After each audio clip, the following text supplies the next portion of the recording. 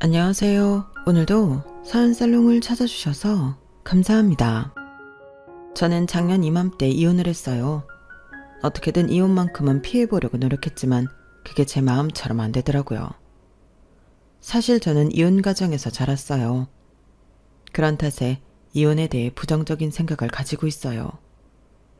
단란한 가정에서 자란 친구들은 모르고 자랐을 일들을 저는 수없이 겪으며 살아야 했거든요. 세상이 만만치 않다는 걸 너무 일찍 알아버렸으니까요. 그래서 내가 겪은 고통을 내 자식한테만큼은 물려주고 싶지 않았어요.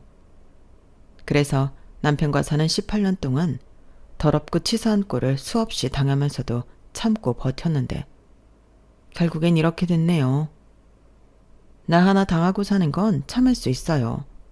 그런데 내 엄마한테까지 못되게 구는 건 도저히 못 참겠더라고요.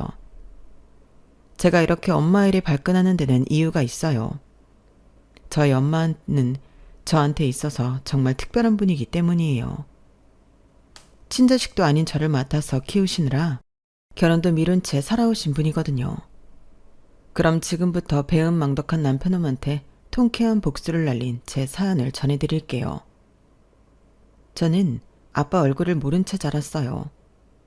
아빠 얼굴을 익히기도 전에 저희 부모님이 이혼을 하셨거든요. 엄마가 저를 임신하고 출산을 한 사이 아빠는 저희 엄마보다 6살이나 어린 여자와 만남을 가졌고 제가 돌이 되던 무렵 이혼을 요구하셨어요. 출산과 육아로 몸이 많이 망가진 엄마를 보고 더 이상 여자로 보이지 않는다고 하면서 헤어지자고 하더래요. 남의 자식을 낳은 것도 아니고 자기 자식을 낳느라 몸이 많이 부른 건데 어쩌면 이럴 수가 있는 건지. 그런데 더 웃긴 건 뭔지 아세요? 저희 할머니 반응이었어요. 네가 관리를 못해서 내 아들 마음이 떠난 건데 누굴 탓하겠니? 그러게 평소에 관리 좀 하지. 왜 그렇게 네 몸을 엉망으로 만들었어? 지금 네 꼴을 보면 내가 남자래도 안고 잘 마음이 안 들겠다. 어머님, 그걸 지금 말이라고 하세요? 어머님 아들이 바람나서 어린 자식까지 버리고 젊은 여자랑 살겠다는데 어떻게 이런 상황에도 아들 편을 들 수가 있어요? 어머님도 여자잖아요. 어머님도 애 낳아 보셨잖아요. 예, 나는 우리 명훈이 낳고도 50kg가 안 됐던 사람이야. 애 낳았다고 다 너처럼 퍼질 대로 퍼져 있는 줄 아니?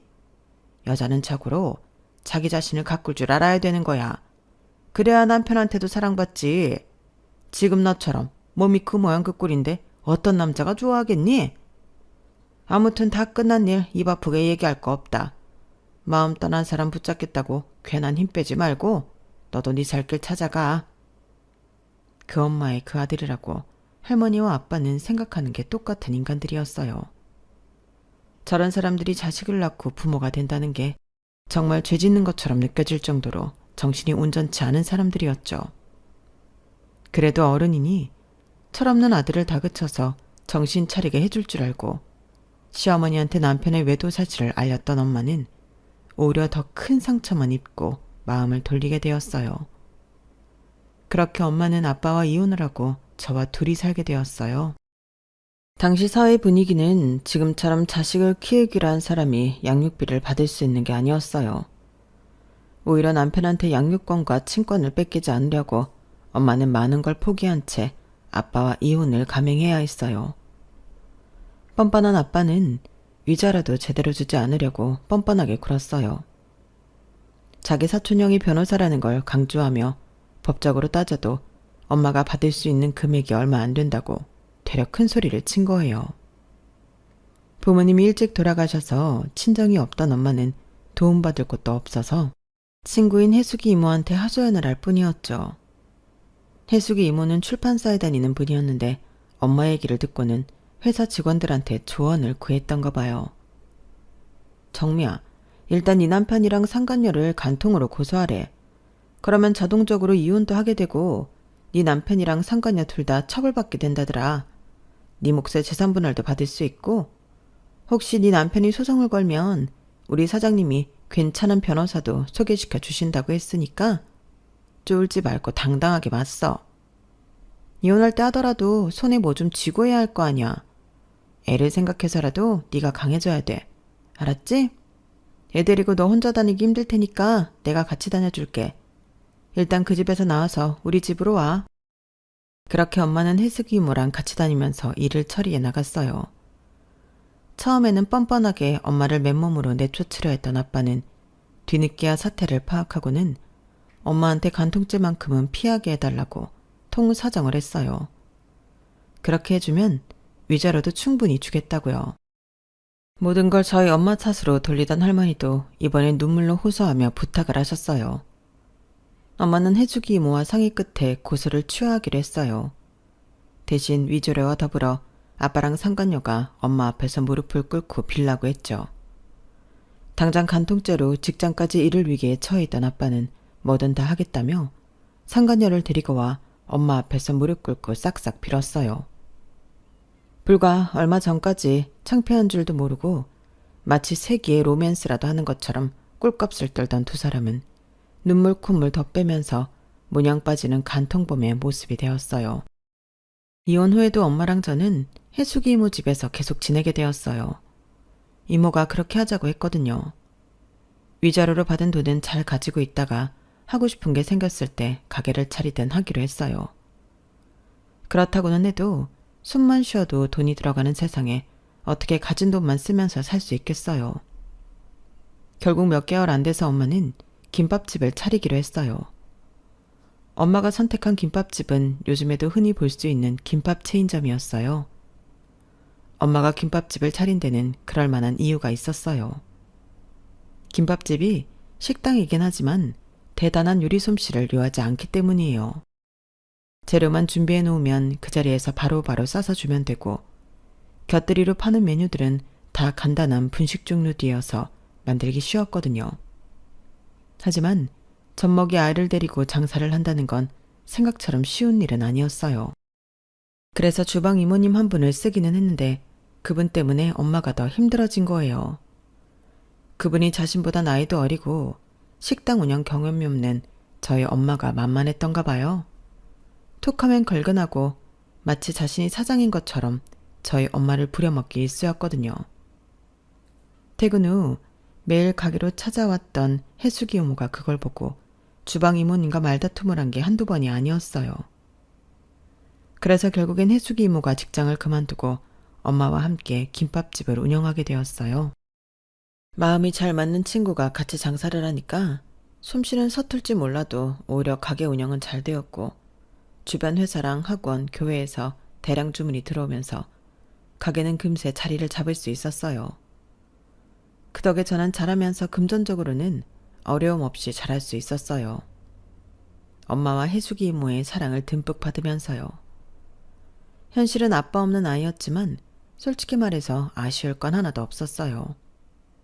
엄마가 이혼하지 않았다고 해도 아빠는 제게 그 어떤 도움도 안 될 사람이었다는 걸 잘 알거든요. 제가 초등학교 3학년 때 아빠가 엄마 가게로 찾아온 적이 있었어요. 물론 저는 학교 수업 중이라서 만나지를 못했지만요. 그 사이 두 번째 이혼까지 하고 세 번째 결혼을 준비 중이던 아빠는 염치 없게도 엄마한테 돈을 끌어왔더라고요. 두 번째 아내랑 이혼할 때 가진 돈을 대부분 뺏겨서 월세집에서 살고 있는데 가볍게 만나고 있던 여자가 덜컥 임신을 했다는 거예요. 나이도 어린 여자라서 여자 쪽 부모 반대도 심한데 집도 절도 없다고 하면 자기를 얼마나 깔보겠냐면서 저희 엄마한테 전셋집 구할 돈 좀 해달라고 그랬다더군요. 그런 아빠한테 엄마는 설거지하던 물을 퍼다가 얼굴에 퍼부으면서 그랬대요.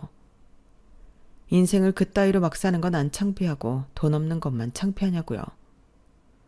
8년 만에 찾아와서는 지 자식 잘 지낸지는 관심도 없고 뭐? 돈을 빌려줘? 월세집이 쪽팔려? 에라이 미친놈아. 너 같은 것도 인간이냐? 내가 돈이 남아더라도 차라리 그 돈으로 똥을 닦고 말지 너한테는 절대 안 준다. 더 험한 꼴 당하기 싫으면 당장 내 가게에서 나가. 한 번만 더 그 더러운 낯짝 들고 나타나면 그때 네 면상에 똥물을 뿌려줄 테니까.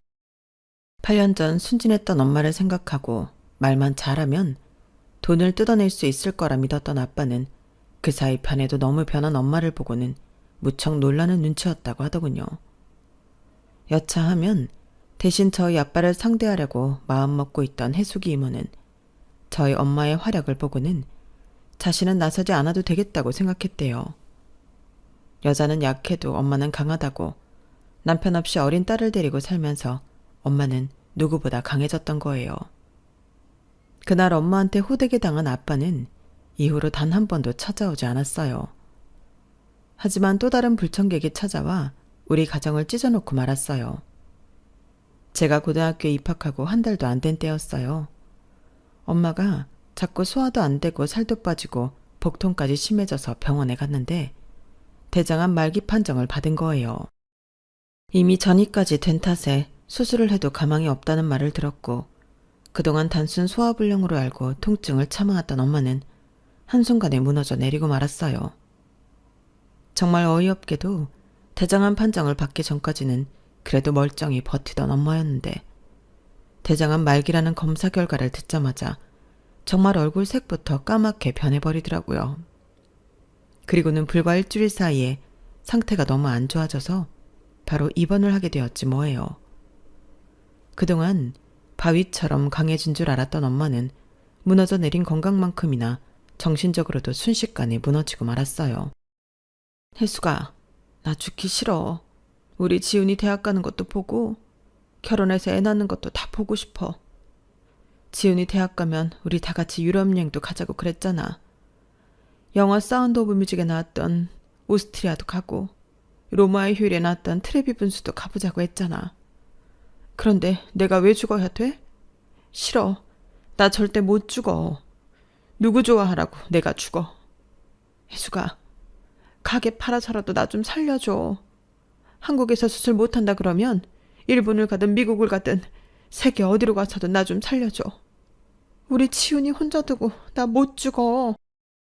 악을 쓰며 해숙이 이모를 잡고 울분을 터뜨리던 엄마는 그러다가도 마음이 진정된 때면 노트에 통장 비밀번호며 저와 관련된 신상 정보 등을 빠짐없이 적어두셨어요. 언제 엄마가 잘못될지 모르기 때문에 미리미리 준비를 해두신 거였죠. 대장암 말기 판정을 받고 3개월도 채 안 된 어느 날 엄마는 세상을 떠나고 말았어요. 이제 저는 고아가 된 거나 다름없었죠. 생물학적 아빠가 살아있기는 하지만 저는 그 사람을 아빠라고 생각하지 않았으니까요. 엄마가 돌아가시고 2주쯤 지났을 때였어요. 혜숙이 이모가 제 방에 들어와 얘기를 좀 하자고 하더군요. 솔직히 그때 저는 평소와 다른 이모의 무거운 표정에 살짝 겁이 났어요. 혹시 이모가 나보고 집에서 나가라고 하면 어쩌나 하고요. 그런데 그런 제 예상과 다른 말을 하지 뭐예요. 지훈아, 엄마랑 이모랑 그동안 많이 고민하고 내린 결정인데 네가 받아들여 줬으면 좋겠어. 운을 띄워놓고 이모는 한참이나 말을 잇지 못했어요. 그래서 제가 먼저 툭 말을 꺼냈죠. 나 집에서 나가라는 말 하려고 그러는 거야? 그래서 이렇게 뜸을 들이는 거냐고. 그러자 이모는 눈이 동그랗게 커지더니 어이없다는 듯 헛웃음을 지었어요. 너 지금 무슨 생각을 하는 거니? 내가 왜 너보고 나가라 그래?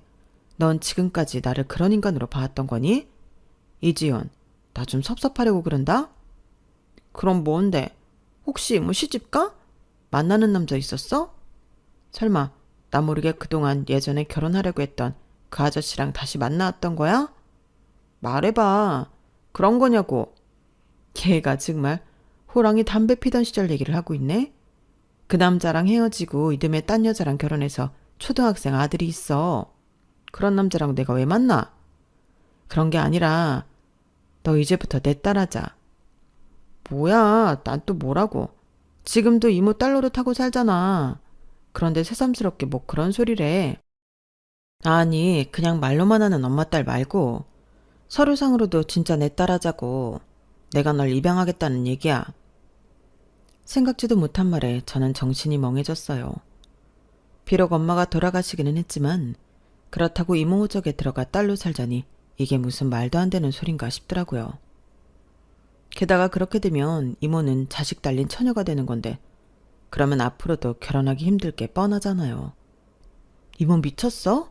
결혼 안 할 거야? 지금도 남자한테 인기 없는 이모인데 거기다 애까지 딸려있다 그러면 어떤 남자가 이모랑 결혼하겠다 그러겠어. 차라리 나보고 집을 나가라 그래. 안 그래도 나랑 우리 엄마 때문에 결혼도 포기했으면서 나보고 또다시 이모 인생 발목 잡으라는 거야? 싫어. 난 그러기 싫다고. 그건 사실이었어요. 우리 모녀가 이모 집으로 들어와 살게 되었을 때 사실 이모는 결혼을 약속한 사람이 있었다고 엄마가 그랬거든요. 오도 가도 못하는 우리 모녀를 돌보느라 이모가 결혼도 포기하고 우리를 데리고 살아준 거라고요. 그걸 다 아는데 어떻게 또다시 제가 이모 인생을 망치겠어요. 차라리 겁이 나더라도 혼자 방 구해서 사는 게 낫죠.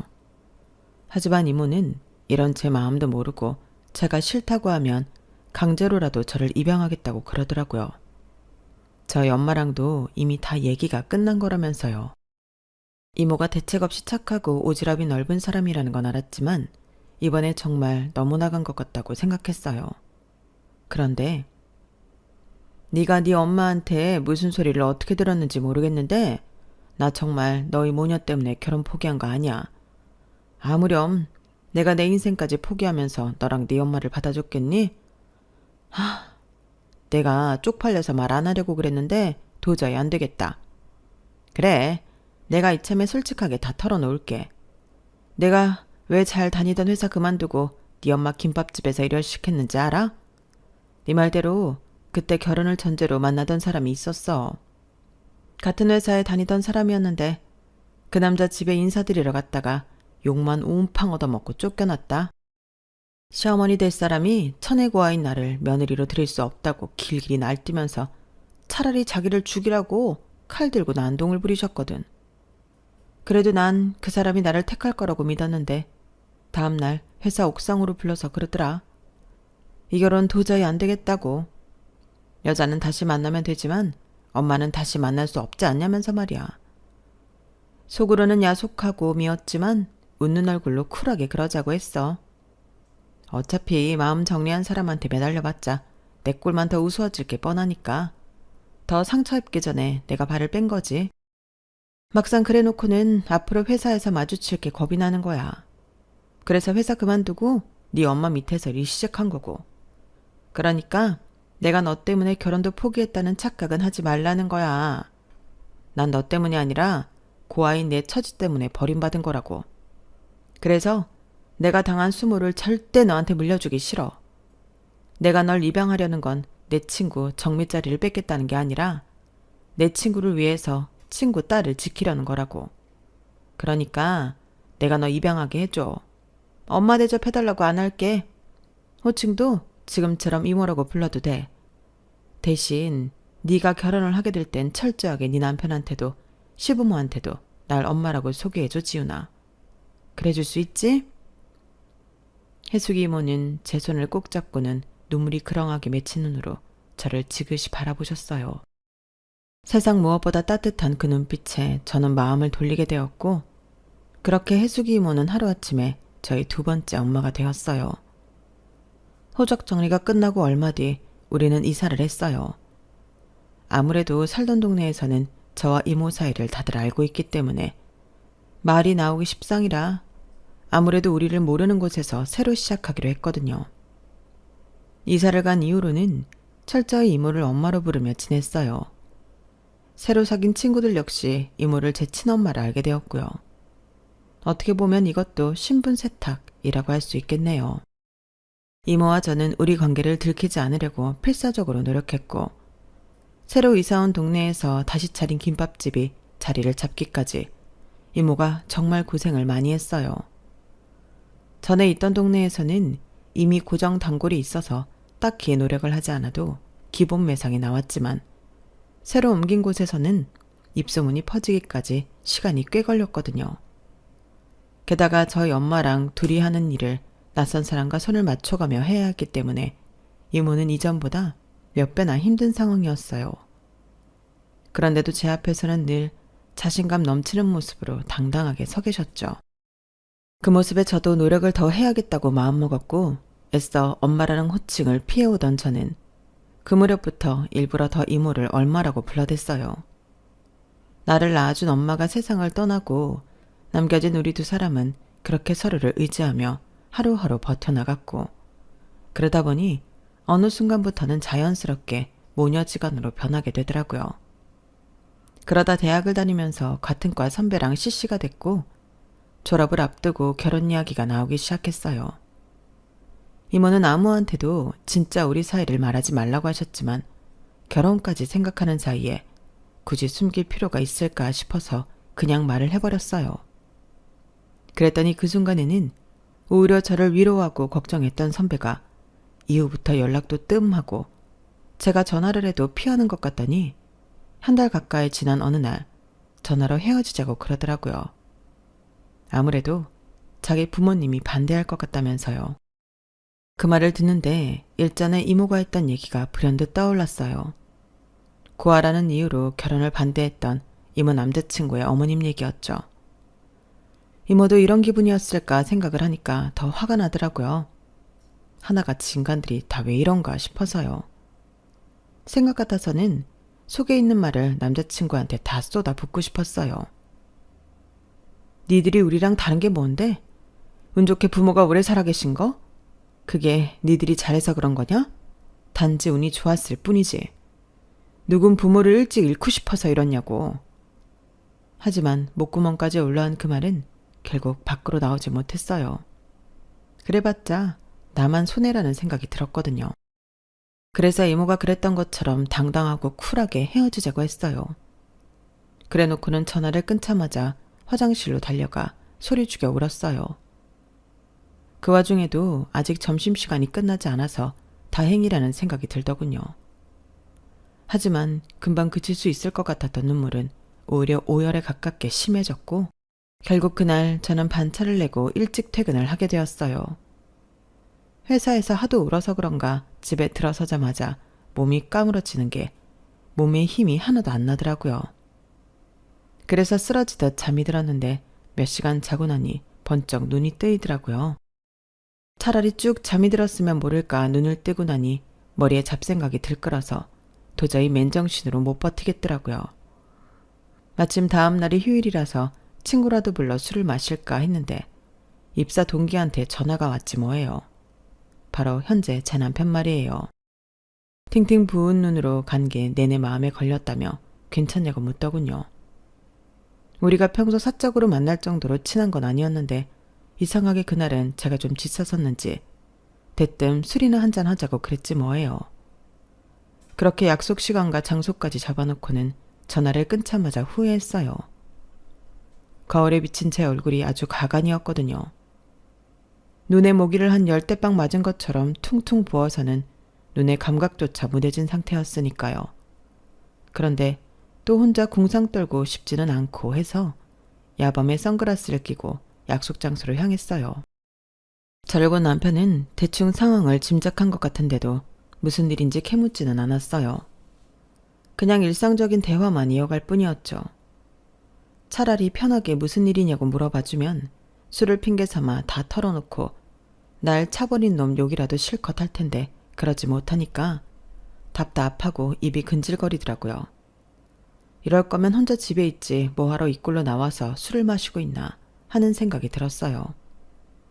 그렇게 한 잔 두 잔 술이 들어가니까 자제력도 떨어지고 결국 제 입으로 말을 뱉고 말았죠. 나 남자친구랑 헤어졌어.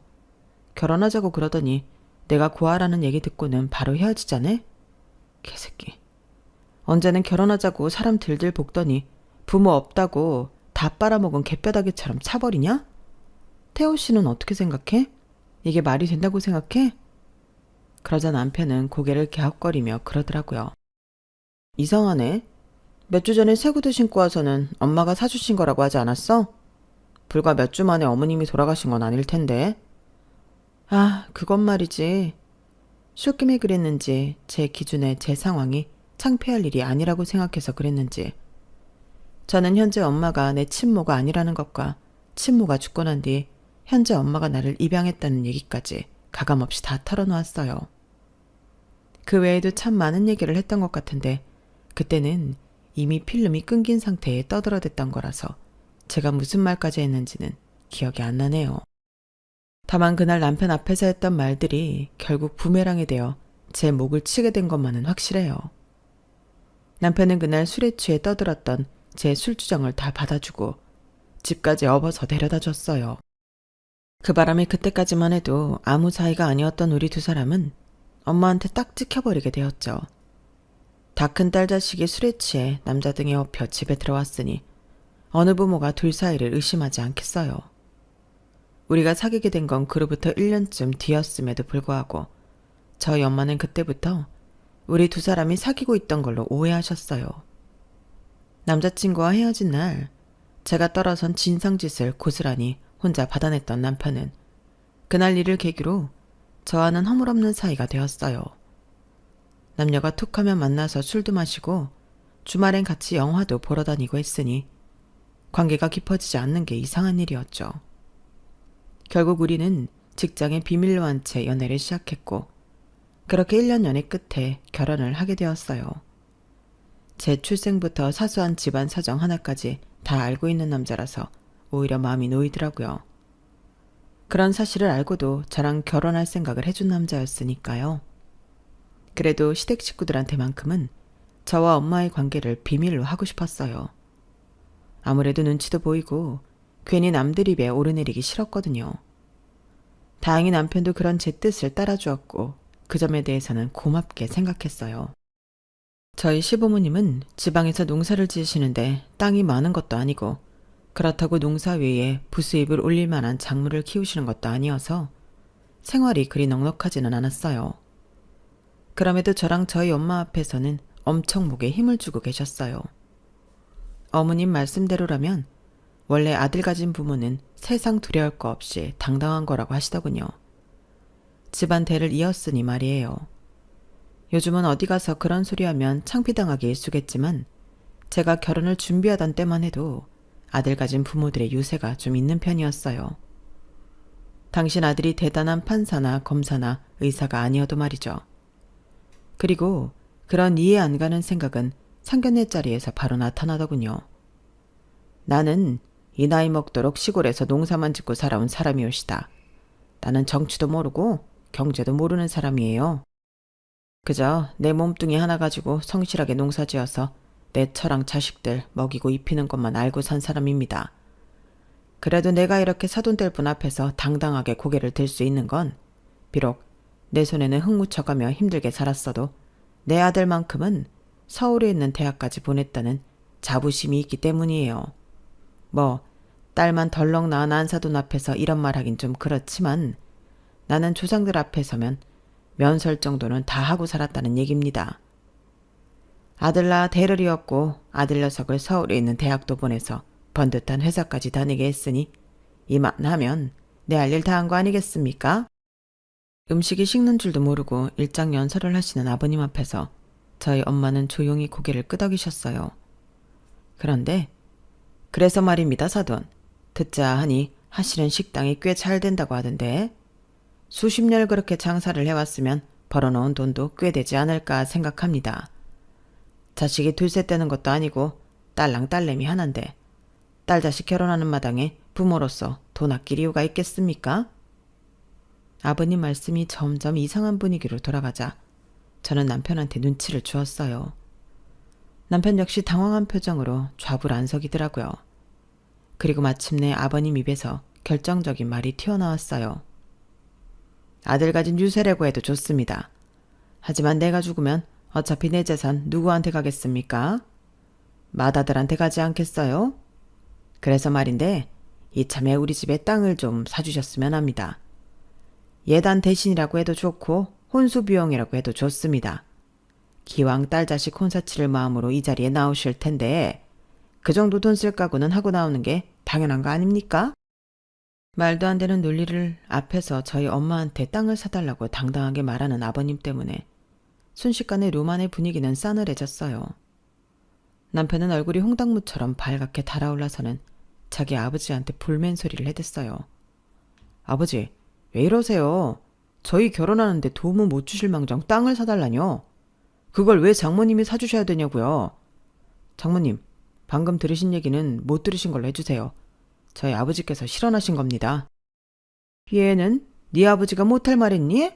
원래 시골에서는 여자가 시집 올 때 논도 사오고 밭도 사오고 그러는 거야. 서울에 산다고 아무것도 안 해오겠다고 하면 안 되지. 안 그래요, 안사돈? 남편 말로는 시부모님 사이가 그리 좋지 않다고 했는데 이럴 땐 부부가 꿍짝이 잘 맞는 모양이더군요. 솔직히 결혼하면서 시댁에서는 아무것도 안 해주셨어요. 저희가 집을 구할 때 전세 보증금이 부족해서 남편이 연락을 드렸더니 먹고 죽을 돈도 없다시며 단칼에 자르셨거든요. 결국 저희 엄마가 5천만 원을 보태주셔서 집을 구할 수 있었는데 땅까지 사달라고 하시니까 정말 짜증이 치밀어 오르더라고요. 상견례 자리만 아니었다면 한마디 했을 텐데 괜히 제가 말을 꺼냈다가 시부모님한테 저희 엄마가 싫은 소리 듣게 될 것 같아서 참느라 혼이 났습니다. 상견례를 마치고 집에 돌아가면서 엄마한테 그랬어요. 엄마, 아까 아버님이 하실 말씀 잊어. 내가 그이한테 말해서 없던 일로 할 테니까. 신경 쓰지 말라고. 진짜 웃기네. 자식 결혼하는데 아무것도 안 해주시면서 되려 땅을 사달라는 말이 나와? 아니, 왜 자기들 땅 사는 걸 엄마한테 떠넘겨? 아들 가진 게 뭐가 그리 대단한 거라고. 솔직히 대학도 그이보다 내가 더 좋은 대학 나왔고 승진도 내가 먼저 해서 월급도 내가 훨씬 많은데 왜 당신 아들만 잘난 줄 아느냐 말이야. 엄마, 그냥 이거는 확 물어버릴까? 괜히 엄마한테 미안한 마음에 속이 없는 말을 꺼내 투덜거렸어요. 그런 저를 보며 엄마는 엄마가 알아서 할 테니 저야말로 신경 쓰지 말고 결혼 준비나 잘 하라고 하시더라고요. 사실 예식장 문제도 그렇고 웨딩 촬영에 혼수 준비까지 머리가 터져 나갈 지경이어서 저는 그 후로는 땅 문제에 신경을 쓰지 못했어요. 식을 올리고 신혼여행에서 돌아온 후에야 아버님이 기어이 저희 엄마한테서 땅을 뜯어냈다는 걸 알게 되었죠. 그 일로 신혼 초부터 남편과 말다툼이 잦았고 이후로도 툭하면 시부모님이 염치 없는 요구들을 하시는 통에 남편과 얼굴 붉히는 일이 자주 있었어요. 시댁 문제만 아니라면 남편이랑 다툴 일이 없는데 말이에요. 그래서 퇴근길에 엄마 가게에 들러 하소연을 했더니 엄마가 그러시네요. 결혼해서 사는 사람들 치고 그런 문제 하나 안 가지고 사는 사람이 어디 있겠냐고요. 그래도 도박에 빠져서 집안 들어먹는 시부모 아닌 게 어디냐고요. 적어도 땅은 나중에 저희가 되돌려받을 수라도 있으니 보험 들어놨다 생각하라나요? 남편과 18년 가까이 결혼 생활을 해오면서 시댁 때문에 엄마가 피해를 본 게 한두 번이 아니었어요. 말로는 다 같이 가족여행을 가자고 하셔서 막상 나서면 계산서는 늘 저희 엄마 손이 쥐어주시고 두 분은 쏙 빠져나가기 일쑤였고 심지어 아버님 환갑이랑 칠순 때는 저희 엄마한테 직접 전화하셔서 선물까지 지정해서는 사달라고 조르기까지 하셨어요. 그런 식으로 땅에 농기구 그 밖에 마사지 기계까지 제가 알게 모르게 저희 엄마 등골을 빼먹어댔고 이런 일이 있을 때마다 저는 남편과 사니 못 사니 부부싸움을 벌였어요. 그러다 저희 엄마 칠순이 되었어요. 시아버지 칠순 때 아버님이 저희 엄마한테 안마의자를 뺐다시피 선물로 받아가신 적이 있어서 남편이랑 싸웠는데 그때 남편이 그랬거든요. 장모님 칠순 때는 자기가 호텔에서 칠순잔치를 성대하게 치러주겠다고요. 그런데 제가 남편을 모르나요? 말은 그저 말일 뿐이고 기껏해야 용돈 조금 쥐어드리고 끝낼 위인이라는 걸요. 그래서 딱히 남편한테 말 않고 봉투에 엄마 용돈으로 50만 원을 담아서 드렸어요. 엄마, 그이가 칠순잔치 해드린다고 했던 약속 못 지켜서 미안해. 약속하지만 이걸로 엄마 봄 자켓 하나 사요. 나 내년에 퇴직하고 퇴직금 받으면 그땐 해외여행 시켜드릴게. 엄마한테 받은 걸 생각하면 50만 원이 든 돈 봉투가 그렇게 초라하게 느껴질 수가 없었어요. 그런데 이런 마음도 모르고 남편이란 인간이 뭐라는 줄 아세요? 뭐? 50만 원? 아니 장모님이 돈 쓸 데가 어디 있다고 그렇게나 많이 들여. 솔직히 장모님이 한 달에 가게에서 벌어들이는 돈이 얼만데 누가 누구한테 돈을 주느냐고.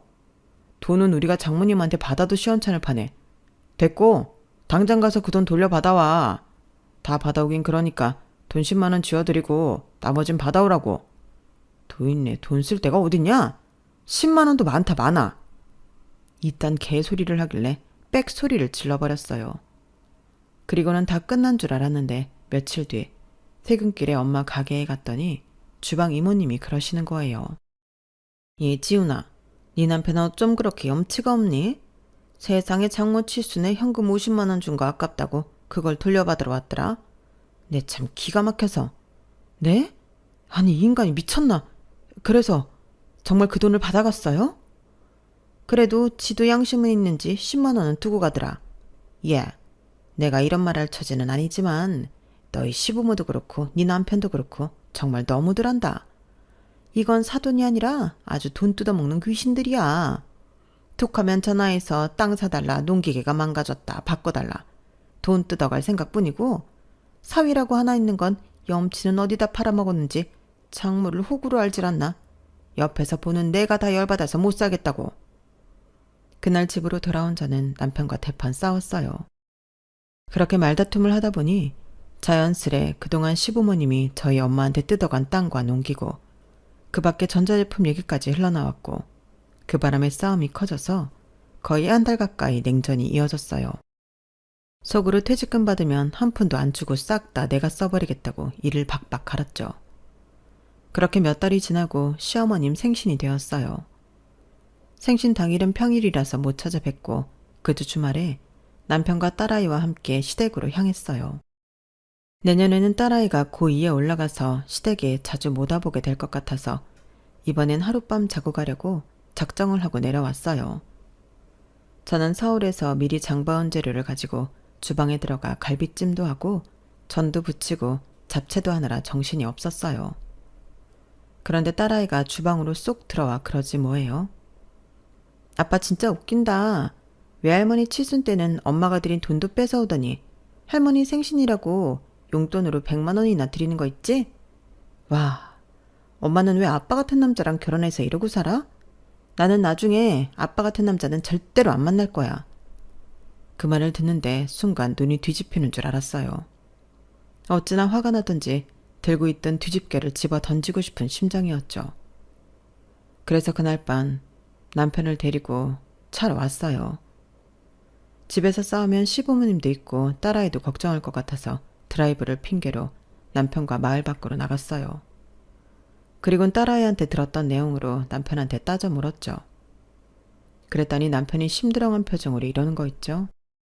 고작 그 얘기하려고 피곤한 사람 불러서 여기까지 나오게 한 거야? 당신 정말 정신이 있는 거니 없는 거니?